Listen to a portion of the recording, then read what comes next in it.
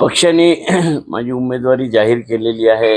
शहरातील कार्यकर्त्यांची मागणी होती पक्षाकडे की मी निवडणूक लढावी म्हणून, आणि शेवटी पक्षाने मला उमेदवारी दिली आहे।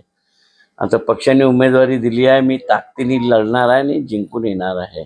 कारण की पक्षाने मला अनेक पद दिले नागपूर शहरामध्ये, आणि त्या पदांवर काम करत असताना जनतेचे काम मी केले आहे आणि त्याचा आधार माझ्या बाजूला आहे।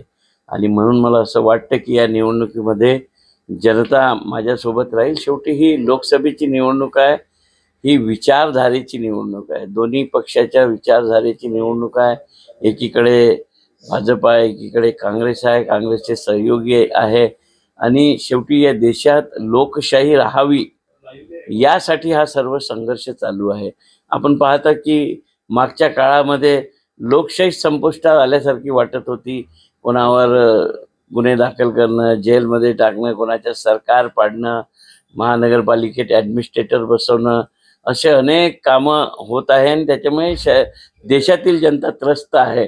आणि म्हणून मला असं वाटतं की ही लढाई कोण्या एका व्यक्तीची नाही, तर ह्या देशातील लोकशाही वाचवण्यासाठी ही लढाई आहे।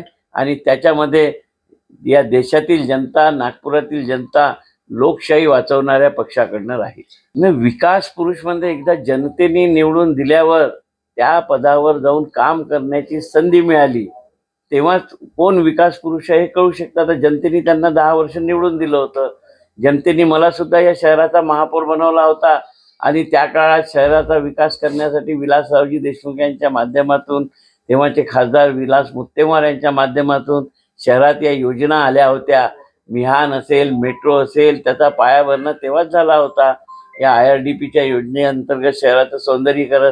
तर ज्या पदावर जनता निवडून पाठवते आणि जे अधिकार कायद्यानं मिळतात तेव्हाच ते काम करत असताना तुमचं विजन कळेल आणि कोण विकास करू शकतं हे सुद्धा कळणार आहे। मुद्दा विकासाचा तर आहेच, परंतु मला वाटतं यापेक्षाही या निवडणुकीमध्ये मुद्दा लोकशाहीचं संरक्षण करण्याचा आहे।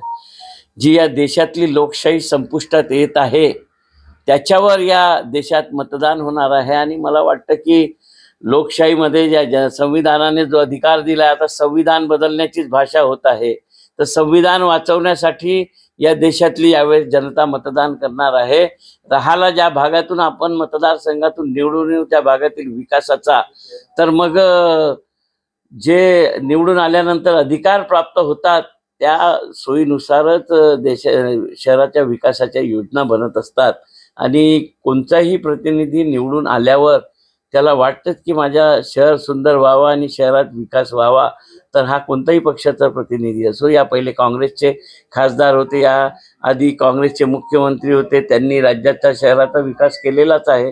तर हे निवडून आल्यानंतर जो अधिकार प्राप्त होईल त्याच्यातच विकासाची भाषा होईल।